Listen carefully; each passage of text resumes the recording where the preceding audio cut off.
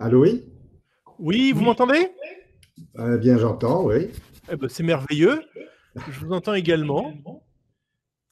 Bon, je profite de ces 2 petites minutes d'attente, peut-être pour nous présenter, parce que je ne suis pas sûr que...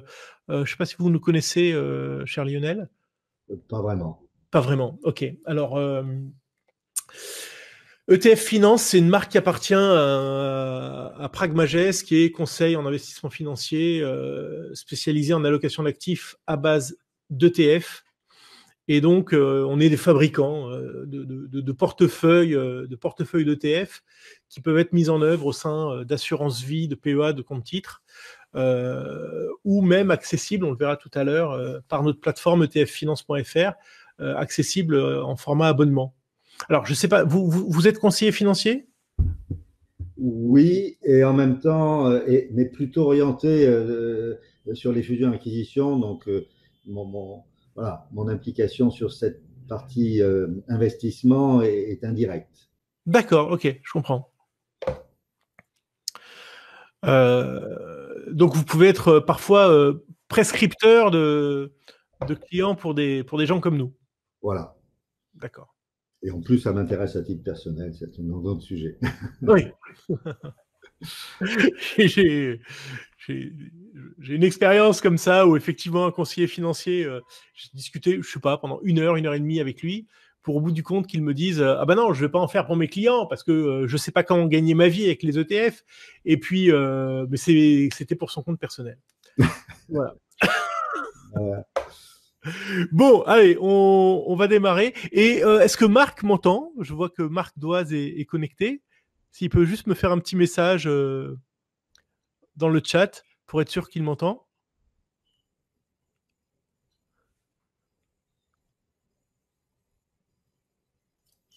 Marc est perdu.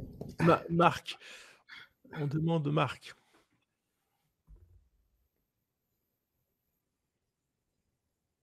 Bon, c'est pas grave. Allez, on attaque. Je vous ai préparé un petit PowerPoint pour cadrer un peu les choses. Je refais le lien avec le webinaire donc, il y a 2 semaines auquel, chère Agnès, vous aviez assisté pour mon plus grand plaisir. Sur le succès des ETF, j'ai 2 petits slides à vous montrer. Le premier, c'est un graphique qui a été préparé par le Financial Times. Alors, il n'y a pas les chiffres 2019, mais c'est pas bien grave parce que là, il n'y a pas eu de rupture de tendance. 2019 a été de nouveau une grande année de succès pour les ETF et la gestion indicielle. Mais on voit donc en bleu foncé la part de la gestion, on va dire, classique, active, en format OPCVM, et puis en bleu ciel, la gestion indicielle. Alors, gardons à l'esprit, parce qu'on parle beaucoup d'ETF, et dire effectivement, les ETF, c'est plus de maintenant 6 000 milliards de dollars dans le monde, à comparer à 50 000 milliards d'actifs gérés. Mais il y a aussi les fonds indiciels. Hein. Les fonds indiciels pèsent quasiment autant que les ETF et peuvent être des solutions attractives pour des gros institutionnels. Alors, pourquoi l'OPCVM indiciel peut encore avoir un intérêt sur l'ETF, sachant que l'ETF a en plus la cotation en temps réel, donc la liquidité? Tout simplement, c'est que cette cotation a un léger coût sur l'ETF et que ce coût-là que paye le fonds pour être coté et pour avoir des market makers pour animer le marché, l'institutionnel qui va garder sa position pendant 20 ans ou 30 ans, lui avoir la liquidité tous les jours, ça lui fait rien du tout et il n'a pas envie de payer ça. Donc, mais pour une clientèle d'institutionnels un peu plus réactifs et évidemment de particuliers, le fonds indiciel a juste aucun intérêt par rapport à l'ETF. Voilà. Qu'est-ce qui se passe? Tac. Je poursuis. Alors ça, c'est un graphique, attention les yeux, que je trouve assez impressionnant. Euh, Parce que la décollecte sur la gestion OPCVM active classique, là c'est des chiffres aux États-Unis, hein, c'est là-bas où on a le plus d'historique. Euh, Elle s'est pas trop vue quand on regarde les actifs, parce que depuis 10 ans, on a des marchés très haussiers, et donc les rachats ont été compensés par la hausse des valeurs de parts. Mais lorsqu'on regarde le nombre de parts réellement, on s'aperçoit qu'il y a eu une décollecte donc cumulée depuis à peu près 10 ans de 1400, 1500 milliards de dollars sur la gestion classique. C'est juste colossal. Et pendant ce temps-là, la gestion indicielle collectait à peu près autant. Voilà sur cette petite introduction sur le succès des ETF, qui n'a rien d'un effet de mode, c'est en train de prendre une place juste magistrale. C'est une véritable révolution dans l'univers des placements financiers. Est-ce que vous avez une ou deux questions à ce stade? Comme on n'est pas nombreux, je me permets je m'interromps tout seul pour vous poser des questions. Non, avançons. Ok. Alors, sur nos gestions, on a aujourd'hui une vingtaine d'allocations d'actifs, donc que vous pouvez mettre en œuvre pour vos clients, ou que nous pouvons mettre en œuvre pour vos clients. On a voulu vraiment un des sujets, une des préoccupations, c'est de se dire, on ne veut pas être un effet de mode. On veut s'inscrire dans la très longue durée, et donc on ne veut pas imposer notre vision à nos clients. Sauf, évidemment, sur l'utilisation de l'ETF. Mais en termes de spécialité de pays, de secteur, de méthodologie, on n'a pas voulu se spécialiser. Et donc, on propose deux types de gestion. Des gestions de conviction totalement discrétionnaires et des gestions quantitatives. Je dirais que peut-être que le fil rouge de toutes les allocations, c'est qu'on n'oublie jamais que dans la majorité des cas, elle s'adresse à une clientèle de particuliers qui n'a pas les mêmes attentes qu'une clientèle d'institutionnels. Si vous connaissez bien la clientèle de particuliers, mais je suis prêt à en parler, ça sera intéressant d'ouvrir le débat, c'est une clientèle qui a un souci tout à fait relatif et relativement éloigné des indices. C'est-à-dire que dans une hausse, une année comme l'année dernière, où les bourses ont fait entre 20 et 30%, eh ben, la plupart des clients, si vous leur affichez une performance de 17%, ils vont pas crier au scandale. En revanche, l'année à moins 25, si vous leur affichez moins 20, vous pourrez toujours dire que vous avez fait mieux que votre indice de référence. Je suis pas sûr que le client reste dans la gestion qu'il aura choisie. Donc c'est un subtil mélange entre de la gestion relative, évidemment, un indice, mais avec une dimension de performance absolue. Et ça veut dire que dans nos gestions, et surtout les gestions de conviction, on fait des choix parfois à granularité fine. Alors c'est quoi un choix à granularité fine? Ça veut dire qu'on ne s'arrête pas à un S&P 500, à un CAC 40, mais qu'on va aller chercher, si on le trouve, on le trouve pas toujours, mais le secteur du S&P 500 qui nous intéresse, ou la taille de capitalisation, peut-être pas les 500 valeurs pondérées par la capitalisation comme le S&P 500, mais peut-être équipondérées. Enfin, on fait un travail vraiment d'une grande finesse. Donc, c'est ce que je disais. On utilise assez peu. Finalement, ce qu'on utilise le plus, c'est le numéro 2. C'est des ETF thématiques, des ETF sectoriels, ou sur des pays un peu plus éloignés. On peut avoir des indices à forte granularité, de manière assez minoritaire. Et ce qu'on peut utiliser aussi ponctuellement, c'est le smart beta. Est-ce que je fais une petite parenthèse sur ce qu'est le smart beta, ou vous connaissez ça comme votre poche? Pas comme ma poche en ce qui me concerne. Pas comme votre poche. Ok, Agnès, parfait aussi. Dans l'évolution de l'offre ETF, qui a commencé dans début des années 90 aux États-Unis, en 2000 en Europe, les promoteurs ont cherché à couvrir l'ensemble des indices existants, qui étaient dans la grande majorité des cas des indices pondérés par la capitalisation. Bon. Et un certain nombre d'études académiques a démontré que c'était pas ce qui avait de plus optimal, disons, en termes d'objectifs couple risque-performance. Et donc, c'est développer des indices dans lesquels on a rajouté une forme d'intelligence, parce que pondérer par la capitalisation, c'est donc assez bête, disons. Tandis que lorsqu'on va dire à notre indice qu'on va par exemple rebalancer tous les trimestres, eh ben, cherchons les titres qui sont les moins chers. On va définir des critères, 3, 4, 5, toujours de manière transparente, parce que qui dit ETF dit transparence.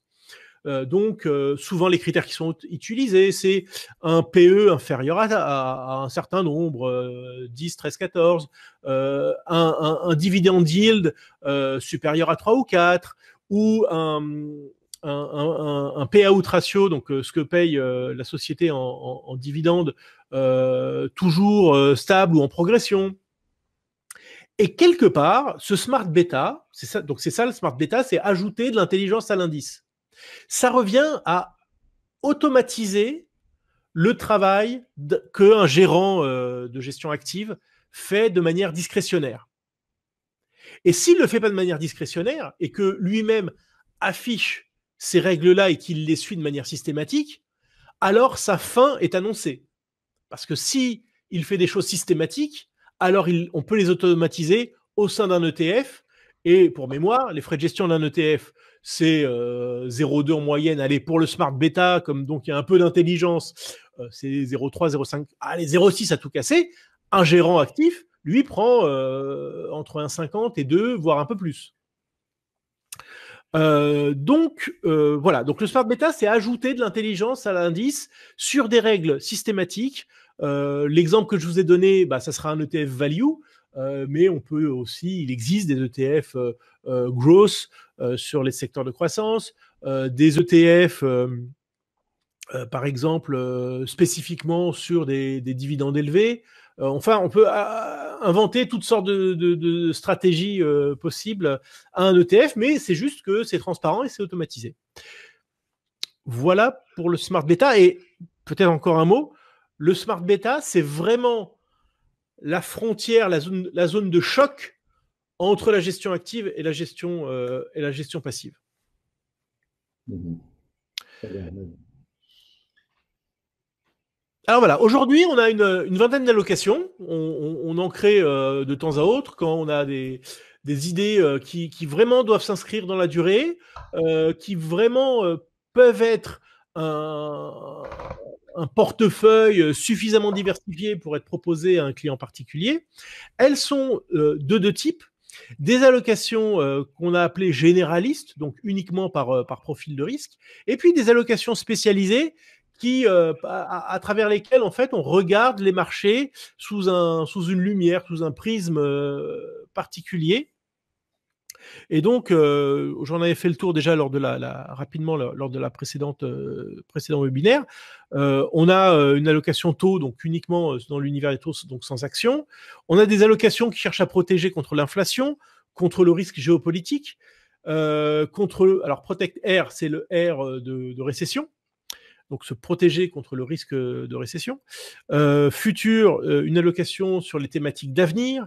La value, c'est sur les thématiques les moins chères du marché et sur lesquelles tout de même, parce qu'il faut faire attention à ce qu'on appelle la value trap, le piège de valorisation, sur lequel on attend un retournement. Small et mid cap, émergent. Political trend, on s'aperçoit, tout le monde le voit maintenant, que depuis 5, 7, 10 ans maximum, la politique a un véritable rôle sur les marchés financiers, un véritable impact. Il est vrai que les politiques monétaires ont aujourd'hui fait leur boulot et que les gouvernements doivent prendre le relais. PEA, donc ça c'est clair.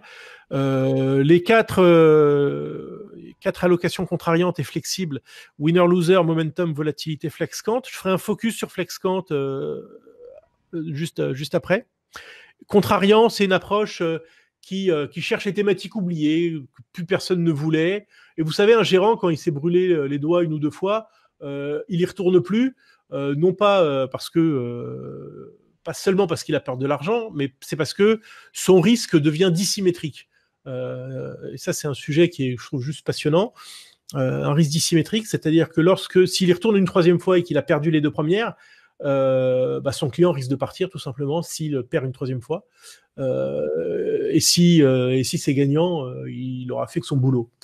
Donc c'est du coup ça laisse à l'écart pendant un certain nombre de temps les gérants qui finalement après peuvent y retourner parce qu'une fois que ça a repris 30, 40, 50%, ils se disent que le client sait que ça marche et il peut y retourner. Donc ça c'est vraiment entre guillemets un terrain de jeu très très excitant.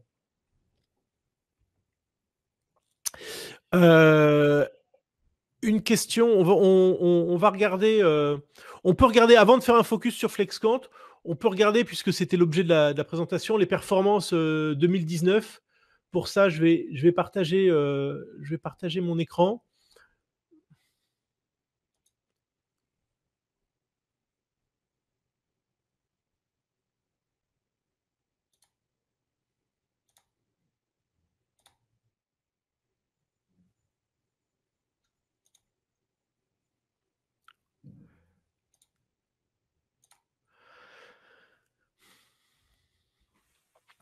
Voilà. Alors, on utilise deux outils. On a l'outil ici. Normalement, vous voyez le nom du site livy2.m. C'est vraiment notre boîte à outils de gestion des allocations. Et ensuite, elles sont basculées au sein d'ETF Finance, sur lequel nos clients peuvent être abonnés. Ça, c'est la synthèse des performances 2019. On peut peut-être commencer par regarder ça dans un tableau. Alors, je sais pas si c'est peut-être plus lisible sous forme de graphique. Globalement, les allocations actions sont ici. Voilà, donc entre 25 et 30. Winner-loser se distingue ici avec 32% de performance. Ici, des allocations plus flexibles, plus diversifiées, autour de 20. Les allocations équilibrées entre 15 et 20. Et les allocations, on va dire, à connotation prudente, autour de 10 ou légèrement au-dessus. Ici, l'allocation taux, donc vraiment sans action, à plus combien? Plus 7, non? Voilà, plus 7,20 était 7,20 uniquement avec du taux, c'est tout à fait satisfaisant. Donc on est globalement très content de notre année. D'un point de vue relatif, bien évidemment, hein, puisque d'un point de vue absolu, il était quasiment impossible de perdre de l'argent l'année dernière. Donc c'est normal d'afficher des performances même à deux chiffres. Il y a peut-être une allocation qui est un peu, comment dire, qui se distingue dans un certain sens. C'est Volatilité ici, qui est relativement volatile, qui fait partie des plus volatiles, et qui affiche une performance en dessous de 10. C'est une performance qui est pas corrélée au marché d'action ni au marché de taux, qui travaille sur la volatilité, qui est plutôt classée en performance absolue et qui est l'allocation qui a la meilleure performance sur très longue période, puisque on est à plus 20, autour de 20, j'ai plus le chiffre exactement en tête, annualisé depuis une dizaine d'années. Et d'ailleurs, si on zoome maintenant sur les performances depuis le début de l'année, on voit qu'elle fait un très très bon début d'année. Voilà, puisque c'est vraiment la première. Alors, je suis désolé, on n'a pas encore trouvé le moyen de séparer les petites bulles. Du coup, les noms ne sont pas forcément toujours lisibles. Mais si vous voulez que je fasse un focus sur une des allocations, je le ferai en survolant la petite bulle. Et c'est un graphique qui est en accès libre sur etffinance.fr. Donc voilà, volatilité qui est déjà quasiment à plus 9, alors que ça fait 3 semaines qu'on a débuté l'année. Globalement, on fait un très bon aussi début d'année, puisque les indices européens sont sur la base des cours d'hier autour de 0 ou légèrement négatifs. Les États-Unis sont entre plus 1 et plus 2, et on voit que les allocations les plus dynamiques sont déjà nettement au-dessus de 2, avec Futur qui est à plus 6, Émergent Political Trend à plus 4%. Est-ce que... alors, je vais retourner un instant sur le PowerPoint.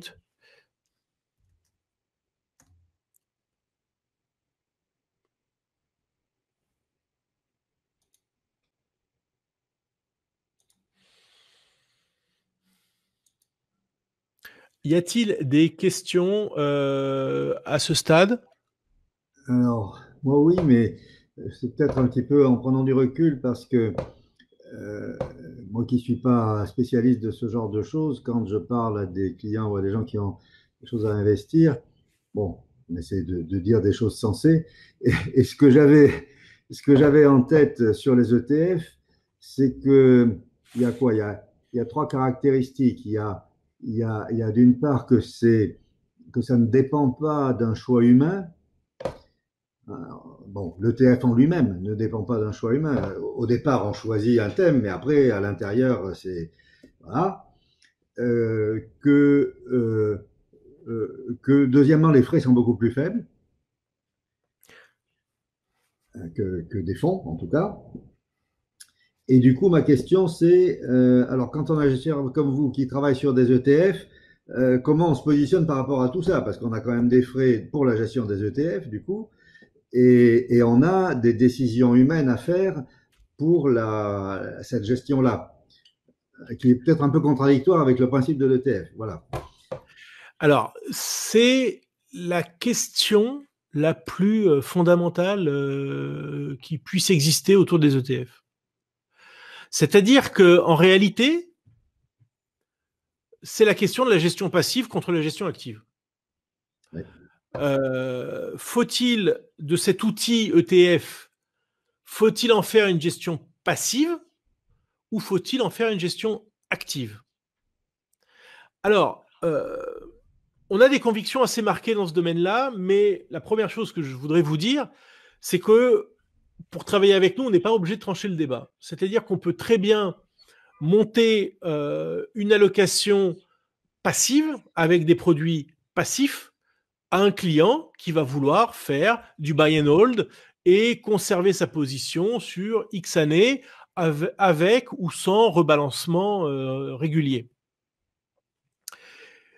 Maintenant, notre conviction, elle est que la gestion passive de produits passifs est quelque chose qui a marché par le passé, mais qui peut difficilement marcher aujourd'hui. Mais pas pour des raisons structurelles, pour des raisons conjoncturelles. Parce qu'on a atteint des niveaux de marché tels que ce soit sur les actions que sur les taux, qui fait que le portefeuille équilibré type qu'on appelait le 60-40, 60 actions, 42 taux, ne peut plus garantir des performances qui ont été celles par le passé parce que on avait facilement entre 5 et 7% de performance annualisée sur 20 ans, sur 30 ans avec ce type de portefeuille-là. Aujourd'hui, avec des taux d'intérêt à zéro et la valorisation du marché américain telle qu'elle est, je peux prendre les paris aujourd'hui que dans 10 ans, ce portefeuille-là ne fera pas entre 5 et 7%. Donc, aller chercher des thématiques, aller chercher des secteurs qui sont un peu oubliés, qui sont moins chers, ou tenter d'avoir la réactivité de venir réduire un niveau de risque en fonction des marchés, ça me paraît être essentiel. Voilà. Mais là où je diverge de l'avis d'un gérant classique d'OPCVM, parce que c'est ce que font les gérants de fonds diversifiés, ce que je vous raconte. Voilà, exactement. Exactement. C'est que le format OPCVM est juste quelque chose d'archaïque et d'inadapté à une clientèle de particuliers. Archaïque parce que lorsque vous achetez un OPCVM, vous ne savez pas à quel cours vous l'achetez. Vous n'avez pas la liquidité dans la journée. Alors, les gérants d'OPCVM, quand ils m'entendent dire ça, ils disent, mais voyons, Régis, nous, on gère pour le long terme. Ah ouais, bah, tu gères pour long terme, sauf que les écarts entre le plus haut et le plus bas d'une journée, ils peuvent être aisément 2, 3, 4%. Le jour de l'élection de Trump, entre l'ouverture et la clôture, il y a 5%. Bon, je suis désolé, 5%, c'est la performance d'un marché action pendant un an. Peut-être un peu en dessous, mais pas loin. Donc déjà, la structure OPCVM ne va pas. Ensuite, un gérant d'OPCVM doit gérer des contraintes que n'a pas à subir un client particulier. Il doit gérer des souscriptions et des rachats. Et comme il a des souscriptions et des rachats à tout moment, il est obligé de proposer une performance qui va rester relativement proche de son indice de référence. Il ne peut pas s'autoriser. Alors, être bon tout le temps, c'est merveilleux, mais ça n'existe pas. Chercher à être bon, donc s'extirper de l'indice de référence, c'est prendre le risque de s'extirper de l'indice de référence aussi par le bas. Et comme il a des ventes potentiellement tous les jours, il ne peut pas prendre ce risque. Et d'ailleurs, il y a un graphique qu'avait fait Morningstar il y a de nombreuses années. Il avait pris sur 2 périodes de 10 ans, entre les années 80-90, les années 90 et les années 2000. Et puis, ils avaient calculé l'écart des OPCVM par rapport au benchmark. Et ça fait une courbe en cloche, une courbe de Gauss. Et ils se sont aperçus que les deux queues de la courbe s'étaient aplaties de manière terrible. Les gérants aujourd'hui, alors sans doute sous la pression des compliance, la pression des patrons, etc., des patrons de gestion, ne peuvent plus s'éloigner des indices de référence. Et donc, ils font payer une gestion de manière excessivement chère pour des gestions qui se rapprochent de l'indice. Donc, je vais dire différemment les choses sous un autre angle. Lorsque vous achetez un OPCVM, vous achetez en réalité deux choses. Vous achetez l'accès à un ou plusieurs marchés pour des fonds diversifiés, et vous achetez une stratégie de gestion. Notre mantra, notre ADN, c'est de dire il faut couper ce cordon-là, ne payer que l'accès au marché le moins cher possible et faire sortir la stratégie de gestion de l'OPCVM pour la rendre plus adaptée à un client particulier. Allez, qui veulent faire du buy and hold ou qui accepte de la gestion active, mais en tout cas, qui fasse une gestion adaptée au juste prix et pas au même prix pour tous les clients, qu'il ait 500 euros ou qu'il ait 50 millions d'euros.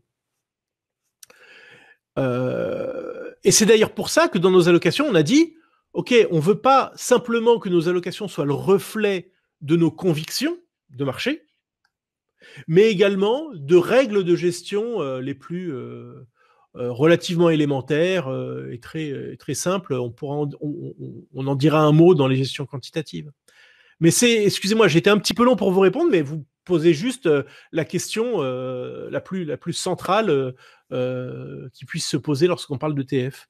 Mais du coup, c'est un vaste débat, donc je ne peux pas répondre de manière tout à fait exhaustive, mais j'espère avoir éclairé votre lanterne. Très bien, merci. Juste pour terminer, sur un point très précis qui est le coût de la gestion, il y a un coût des ETF qui est fait par rapport au fonds, mais après, les fonds d'ETF ont un coût du fonds qui vient par-dessus. Alors justement, mais c'est pour ça qu'on ne fait pas ça. C'est pour ça que les allocations dont je vous parle ne sont pas des OPCVM, parce que sinon, je ferais juste le contraire de ce que je vous dis. Voilà. Parce que je mets en cause cette structure EPCVM. Donc, on ne fait pas de fonds d'ETF. On construit des allocations en ETF qu'on met en œuvre la plupart du temps dans des contrats d'assurance vie pour nos clients. Donc, on est capable d'ajuster les curseurs de nos frais, les curseurs de l'assureur en fonction des montants qui sont confiés. Ou alors, on travaille souvent avec des sociétés de gestion ou des institutionnels qui prennent un abonnement parce qu'ils ont la capacité d'exécution, qui prennent un abonnement ETF Finance pour dire, ah voilà, qu'est-ce qui a été fait dans cette allocation-là, je vais le reproduire dans mon fonds ou dans pour les comptes. Et vos allocations évoluent dans le temps. Les allocations évoluent dans le temps, absolument, et tous les abonnés reçoivent à chaque opération qui est menée sur une allocation, le jour même, il y a un mail qui est parti en disant, bah voilà, nous avons vendu et acheté ça pour telle et telle raison. Quand on vend, bah voilà la plus-value qui a été faite, l'impact sur la performance. Tout ça est très transparent, mais je vais vous montrer dans quelques minutes. Ok.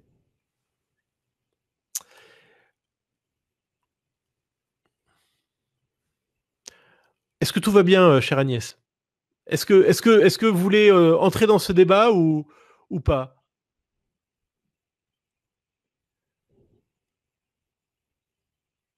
On a fait fuir Agnès.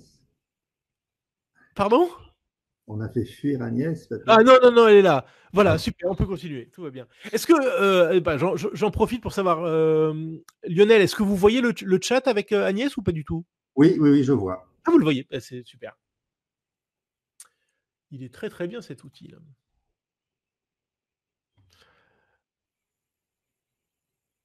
Alors, je me suis dit, soit je fais un survol de toutes les allocations et du coup, ça risque d'être un peu frustrant.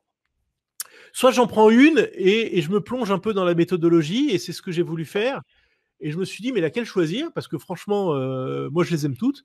Mais on me pose la question quand même de temps à autre en disant, bah oui, mais si vous en avez une à choisir pour cette année, laquelle vous choisiriez? euh, et j'ai pris FlexCant parce que ça répond souvent à la problématique d'un client particulier qui veut de la flexibilité, qui veut pas forcément être enfermé dans un profil de risque, qui veut aussi avoir qui a une hantise, c'est d'arriver et d'être pris dans un bear market, une baisse de 30% et que finalement, bah, il va en souffrir terriblement. Et donc, on a eu, comme on a été un peu comme le consensus en début d'année dernière, très négatif sur les marchés. Alors non, pardon, pas en début d'année dernière, parce qu'en début d'année dernière, on a profité de la baisse de la fin d'année pour investir assez fortement, mais à partir du début de l'été, on a été très négatif. Et comme on a quand même l'idée qu'on est plutôt en fin de cycle qu'en début de cycle, ça c'est pas très, c'est assez consensuel de pouvoir dire ça. On a cherché des allocations qui allaient être qui avait cette capacité à détecter des retournements de marché. Alors, je ne parle pas de crack du jour au lendemain, ça évidemment, on ne sait pas faire. Mais en revanche, pouvoir détecter une baisse larvée comme on a eu entre 2000 ou 2003 ou comme on a eu en 2008 et de pouvoir s'en extirper, c'était l'objectif, c'est l'objectif de FlexCant qui, comme son nom l'indique, est une allocation quantitative. Donc là, effectivement, on n'intervient pas. Alors, on est actif, mais on n'est pas discrétionnaire. Donc, le cahier des charges, c'est de dire comment on peut faire pour éviter les marchés baissiers quand même en profitant des périodes favorables. Et puis, garder quand même à l'esprit, même si on entend toujours des choses négatives sur les marchés en France ou sur Internet en disant que c'est la récession et qu'il faut vendre, etc., etc. Bah, il aurait mieux valu être resté tout le temps investi et faire le dos rond quand ça se passait mal, plutôt que d'attendre sans fin les baisses de marché. Et puis, de toute façon, quand les marchés baissent fortement, les clients n'ont jamais le courage d'acheter ou c'est 5% des clients. Donc, on a fait quelque chose d'assez simple justement pour pas introduire de biais de conviction de gérant actif tel que je l'ai expliqué juste avant. On a pris deux portefeuilles. Un portefeuille action, un portefeuille obligataire. Dans le portefeuille action, on a dit on va faire vraiment les choses les plus basiques possibles. On a pris 5 ETF sur les 5 principales zones géographiques. On a pris, alors de mémoire, un ETF sur la zone euro, un ETF sur le Japon, un ETF sur les pays émergents, un ETF Nasdaq et un ETF monde small cap pour avoir quand même des moteurs aussi un petit peu variés. Et on les a équipondérés. Et un portefeuille obligataire composé de deux ETF équipondérés. Et donc ces deux portefeuilles-là s'appellent base action et base obligataire. On les verra tout à l'heure. Et on a dit, voilà, on va essayer de trouver des indicateurs macroéconomiques et financiers qui nous permettent d'anticiper une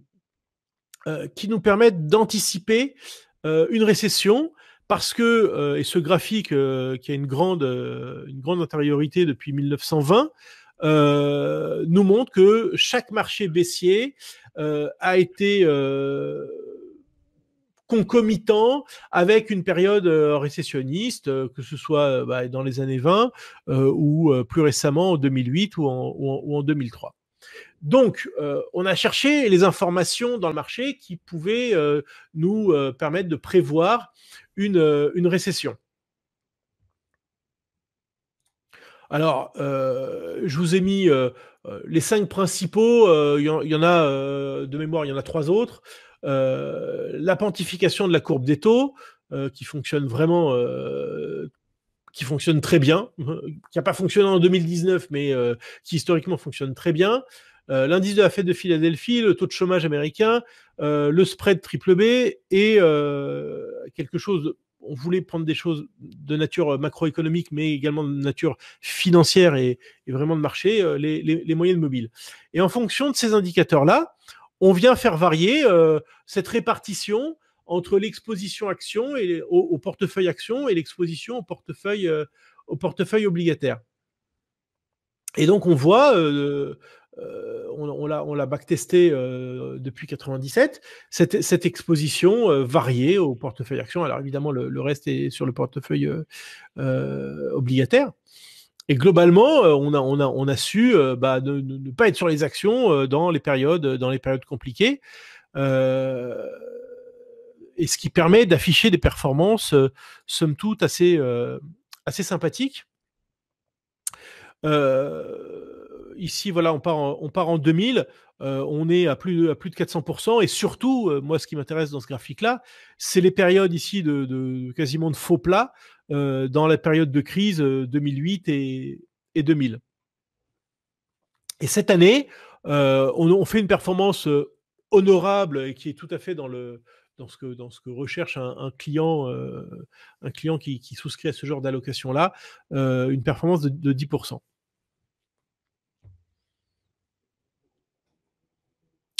Je vais vous montrer la composition des portefeuilles.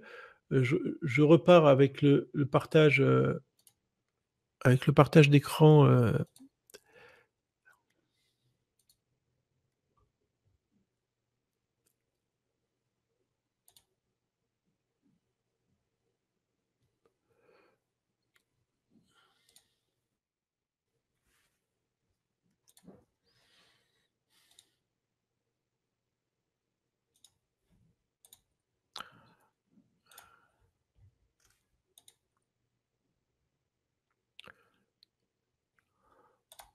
On peut le regarder sur ETF Finance directement. Voilà, FlexQuant est là.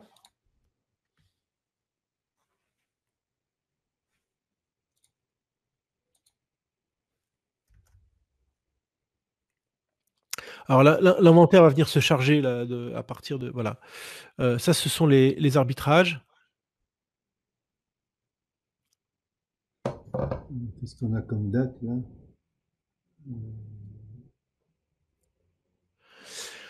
Voilà, alors vous voyez, le portefeuille obligataire, aujourd'hui on est à 50% sur le portefeuille action, 50% sur le portefeuille obligataire. Donc on voit en fait en transparence les deux lignes obligataires, donc une ligne sur les treasuries, une ligne sur les emprunts européens, et puis nos 5 ETF actions, small cap, Nasdaq, Eurostock 50, marché émergent et Nikkei. Donc on voit les différentes répartitions. Les performances que je vous ai montrées. Voilà, on retrouve le même graphique. On a la participation à la hausse de l'allocation. Mais enfin voilà, oui, c'est ça. Je voulais montrer la composition. Voilà, donc la composition, on l'a là. Et donc pour chacune des allocations, vous avez cette structure de pages.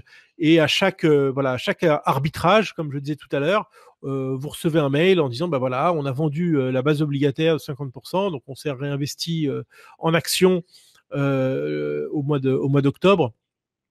en vendant la moitié du portefeuille obligataire et en achetant la moitié du portefeuille action.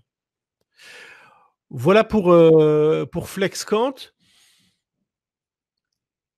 Et donc voilà, la promesse de profiter des périodes de hausse en limitant largement les baisses. On a ici un petit décrochage malgré tout, mais globalement, la promesse est largement tenue.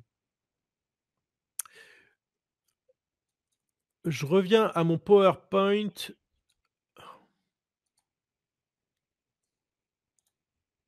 Pouf. Voilà. Alors, ça, c'est la photographie 2019. Maintenant, je voulais partager avec vous notre perspective 2020 et vous proposer quelques idées d'ETF qui, alors, c'est pas simplement de dire effectivement, voilà ce qu'il faut acheter dès aujourd'hui, mais c'est surtout, enfin, c'est également pour vous dire le genre de granularité, le genre de travail qu'on peut faire avec cette matière ETF. D'abord, on commence par ça, il ne faudra pas oublier de se protéger en 2020, parce que aujourd'hui, on peut dire qu'à part la valorisation, la plupart des feux sont plutôt au vert, et que cette volonté d'être investi aujourd'hui, elle est en train de créer des excès. Ces excès paraissent conséquents aux États-Unis, ils paraissent tout à fait raisonnables en Europe et dans certains pays d'Asie. Donc, globalement, notre scénario de marché 2020, c'est que les excès devraient se généraliser dans le monde et que des zones qui n'ont pas encore connu des performances excessives et qui ont encore des valorisations raisonnables, et on en trouve quelques-uns, et c'est par exemple le cas, voilà, tout en bas, des valorisations attractives, très attractives. Vous voyez qu'il faut aller quand même les chercher loin. Tous les investisseurs pensent pas forcément au marché turc et encore moins au marché pakistanais. Mais c'est un petit clin d'œil de mettre cet ETF-là. C'est pour illustrer notre jusqu'à quelle finesse on va chercher. Enfin, c'est un clin d'œil. Néanmoins, on en a acheté pour certains de nos clients les plus dynamiques, hein, et ça se passe très bien. Sur la structuration des portefeuilles, globalement, les portefeuilles diversifiés, évidemment, je ne parle pas des portefeuilles spécialisés, les portefeuilles diversifiés fonctionnent sur 3 pieds. Le premier pied, donc, c'est le marché obligataire. Le deuxième pied, c'est le marché de l'action. Et le troisième pied, c'est les métaux précieux. Et qui, la plupart du temps, pour un portefeuille, on va dire, équilibré, sont 3 pieds peu ou prou équipondérés. C'est à peu près 3 tiers. Parce qu'on estime qu'aujourd'hui, les métaux précieux doivent avoir une place vraiment à part entière au sein d'un portefeuille. Certains disent, bon, il faut en avoir 5% pour apporter la diversification. Non, on n'achète pas ça sous prétexte qu'il faudrait diversifier. On achète ça parce qu'on pense qu'on va gagner de l'argent dessus, et qu'effectivement, le corollaire, c'est la diversification. La diversification n'est pas un but en soi, c'est plus un moyen. Donc cette année, plutôt que les mines d'or qu'on avait conseillées l'année dernière, qui d'ailleurs se sont très bien comportées, parce que je pourrais vous envoyer le slide, mais on est quand même super fiers d'avoir écrit noir sur blanc il y a un an, quasiment jour pour jour, que les mines d'or pourraient gagner 50%. C'est exactement ce qu'elles ont gagné en 2019.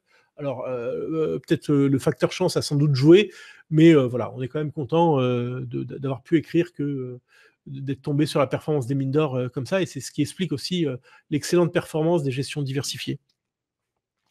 La Grèce, voilà, je parlais du côté contrariant dans l'investissement. Bon, le marché grec a gagné 50% l'année dernière. Par rapport à la baisse qu'elle a connue depuis 10 ans, c'est absolument rien du tout. Il y a un re-rating qui pourrait lui refaire gagner 50% cette année. Alors, on ne l'a pas écrit, mais il faudrait que je regarde quelques charts, savoir si 50% sur le marché grec sont possibles. Mais pourquoi pas. L'économie chinoise, moi je crois que ce qui ne tue pas rend plus fort, et que la guerre commerciale est loin de tuer la Chine, bien au contraire, va la rendre plus forte et plus autonome dans sa croissance dans les années à venir. il faut être absolument sur le marché chinois. Alors après, on peut discuter du bon indice, parce qu'il y en a quand même beaucoup en Chine, mais une présence sur les actions chinoises paraît essentielle. Ensuite, pour finir, le pétrole. Bah aujourd'hui, l'investissement sur les valeurs pétrolières, à peu près tout contre lui, parce que c'est sale, c'est pas ISR, donc tout le monde a vendu ça. Moi, je suis surtout là pour faire de gagner de l'argent à mes clients. Donc, avoir des actifs qui ont des dividendes de 4, 5, 6%, qui en plus se tournent vers l'énergie verte, puisque par exemple Total fait des efforts en ce sens. C'est quelque chose qui nous intéresse et qui est vraiment là aussi très contrariant par rapport à l'ambiance générale. Donc je vous ai cité un ETF sur BNP, sur les grandes capitalisations, les grands pétroliers européens, et puis un qui est plus small cap sur ceux qui font de l'exploration aux États-Unis. Voilà, j'ai été à peu près dans la durée. J'ai vu qu'on a été rejoint par Ellie. Est-ce que Ellie nous entend? Est-ce que Ellie peut nous dire un petit salut, soit par le chat, soit par le micro, si son micro fonctionne. Euh, Sinon, est-ce que vous avez des questions? Les sujets sont extrêmement vastes. Euh, Est-ce que vous avez des questions de tout ordre qu'ils soient, que ce soit sur la mise en œuvre des allocations avec vos clients ou sur le fonctionnement d'un ETF ou que sais-je encore?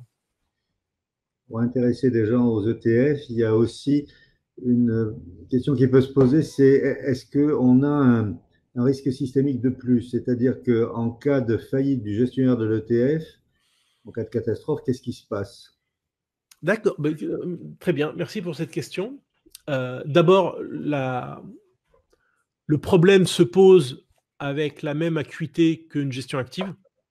C'est la même histoire, puisque je rappelle qu'un ETF est un OPCVM, donc la protection juridique est strictement la même, c'est-à-dire que les fonds sont déposés auprès d'une banque dépositaire et que si un gérant d'ETF venait à être rayé de la carte, ce qui n'est jamais arrivé, il ne se passe pas grand-chose. Euh, voilà, donc vos actifs sont auprès d'une banque dépositaire. Je rajoute comme explication que au vu de la collecte sans cesse croissante sur les ETF, je doute que cela puisse arriver. Mais bon, faut toujours. Depuis que Lehman a disparu de la carte, faut jamais dire jamais.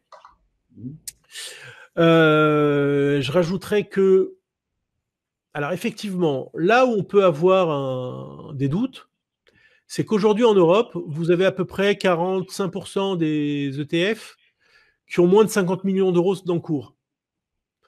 Et qu'il y a une pression sur les marges, les frais de gestion ne cessent de baisser. Donc, ça peut faire mal à certains promoteurs. Mais ce qui va sans doute se passer, c'est une rationalisation où on aura des rapprochements qui ont déjà d'ailleurs commencé, puisque par exemple, Lyxor a racheté la gamme de Commerzbank. Bien longtemps avant, iShares avait racheté Indexchange, une boîte allemande, que Invesco, là, c'est peut-être le plus gros rapprochement, a racheté Source. Donc, je pense qu'on va continuer. On a eu quand même des rumeurs l'année dernière de rachat, de mise en vente de Lyxor. Donc, je pense que la suite logique de l'histoire, ce sont des rapprochements entre gérants d'EPCVM, d'ETF. Et que le risque, il est peut-être plus sur la gestion active qui décollecte terriblement et qui, elle aussi, a une pression sur les marges. Quand vous proposez vos allocations, est-ce que vous mentionnez les frais correspondants? Chaque ETF a ses frais. Alors, effectivement, il y a deux natures de frais. Il y a les frais de l'ETF lui-même, qui sont... je ne me souviens plus si on les met ou pas. Alors, non, on les met pas, mais ils sont à votre disposition puisque sur chaque ETF qu'on achète en portefeuille, on peut vous fournir une fiche très détaillée, infiniment plus détaillée qu'un DC, dans lequel vous verrez les frais de gestion, pas seulement les frais de gestion, mais également les performances historiques, s'il est capitalisant, distribuant, dividend yield, la performance par rapport au benchmark. Donc ça, c'est effectivement à votre disposition sur demande. Et puis ensuite, il y a nos frais qui sont extrêmement variables selon la nature des services. Si c'est un abonnement, si c'est de la délégation du mandat d'arbitrage, ça c'est évidemment au cas par cas. Mais schématiquement, je crois que je le disais lors du précédent webinaire, lorsqu'on passe du monde de l'OPCVM au monde de l'ETF, on fait une économie peu au prou de 2%. D'accord? Puisque les frais d'un fonds de gestion active, c'est autour de 2,20 et que la moyenne des frais de gestion d'un ETF, c'est 0,20. Ces 2%, ils vont servir à vous payer, puisque vous ne touchez plus de rétrocession sur ces 2%-là. Ils vont servir à payer l'allocataire d'actifs, donc nous, et vont servir à faire une économie à votre client, et que globalement, à peu de choses près, c'est trois tiers à peu près. Nous, on travaille souvent allez, bon, sur des gros portefeuilles, on peut travailler à 0,2, mais sur un portefeuille lambda, je sais pas moi, de 500 000 euros, on peut travailler autour de 0,6, 0,7. Euh, vous allez pouvoir toucher autour de 0,7, 0,8, et le client va faire une économie de 0,7 à peu près. D'accord. Ok. Agnès, tout va bien?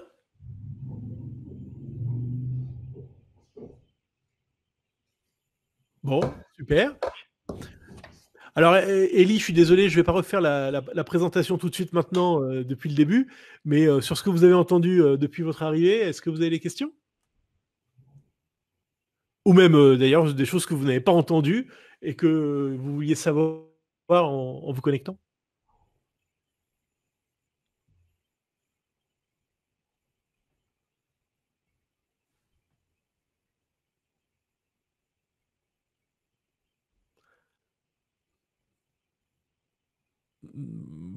Bon, non, pas de questions. Est-ce que et Lionel, ça va? J'ai éclairci votre lanterne? Ça va Ah oui, mieux? très bien. Ça me donne moi qui étais assez béotien en la matière, j'ai quelques éléments de plus maintenant. Alors oui, alors ce qui se passe, c'est qu'effectivement, on a un processus d'explication et de formation sur les ETF. Là, dans ce genre de présentation, on est déjà, comment dire, on est déjà avancé dans ce processus-là. Si vous voulez, avec grand plaisir, moi, je trouve que ce système de webinaire est assez pratique parce que tout le monde est au chaud à la maison, il n'a pas besoin de sortir, ni dans les grèves, ni dans le froid. Euh, et non, c'est ça, Elie, je vous entends pas. Mais vous pouvez m'écrire, je vous lirai. Euh, donc c'est assez pratique et il n'est pas exclu. Et je pense que même c'est une bonne idée de reprendre un peu les bases du cycle que nous avions réalisé l'année dernière avec en commençant qu'est-ce qu'un ETF, les risques de l'ETF, qu'est-ce qu'un ETF à levier, enfin vraiment repartir des bases parce que tout le monde ne connaît pas encore. Et puis on dit, enfin la gestion active dit beaucoup de mal des ETF souvent, sans dire d'ailleurs que ça a été un des premiers utilisateurs des ETF, et on lit parfois que les ETF sont des produits structurés, qu'il y a des risques de contrepartie, etc. etc. Donc tout ça, c'est bien de le mettre au clair. Et donc, je pense qu'on poursuivra ce rythme de webinaire pour revenir sur des choses de base. Avec plaisir. En tout cas, vous faites partie de notre liste de diffusion. Vous en recevrez l'invitation si systématiquement. Ellie nous écrit un petit mot. Donc, on va attendre avant de vous laisser aller déjeuner. On va essayer de répondre à sa question.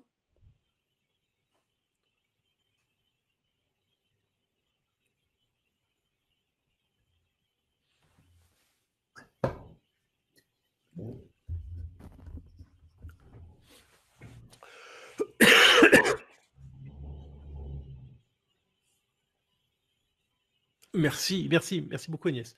Et j'espère peut-être, pourquoi pas, démarrer une collaboration au-delà des webinaires.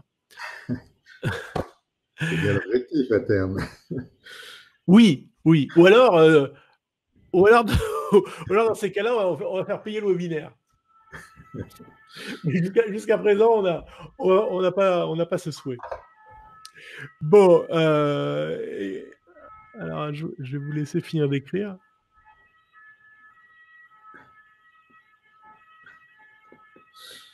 Bon. Ok.